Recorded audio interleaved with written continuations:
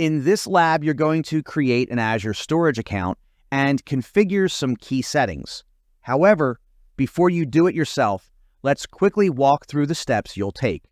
You'll begin the lab by navigating to the Azure Portal's home screen and clicking Create a Resource. You'll use the search bar to find and select Storage Account from the returned results. You'll click Create to start the process of creating a storage account. From here, you'll use the Resource Group drop-down to select the appropriate resource group.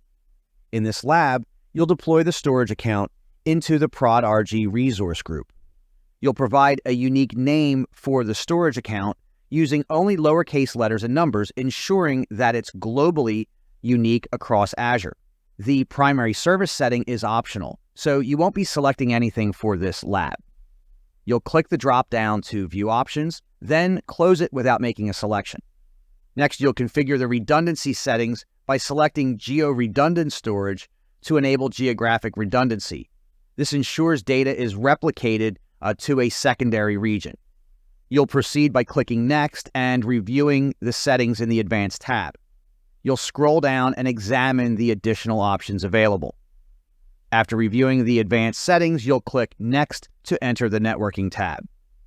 Here, you'll enable public access from selected individual networks and IP addresses. You'll then select the VNet Prod virtual network to allow access to the storage account.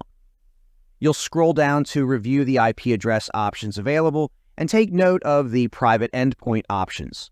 These options secure access to the storage account by routing connections through private network links.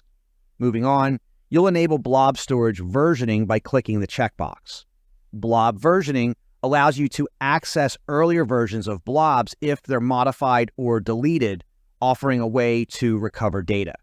In the Encryption tab, you'll enable infrastructure encryption, adding an extra layer of security by encrypting the data at the infrastructure level. After enabling encryption, you'll skip the tag section and move on to the final review. You'll scroll through all of your configuration settings to ensure everything is correct. You'll click Create to begin deploying the storage account. It will take a few moments to complete the deployment, so you'll wait for it to finish. Once the deployment is complete, you'll click Go to Resource to view the newly created storage account. You'll take note of the key settings displayed on the overview page, which will provide details about the storage account's configuration.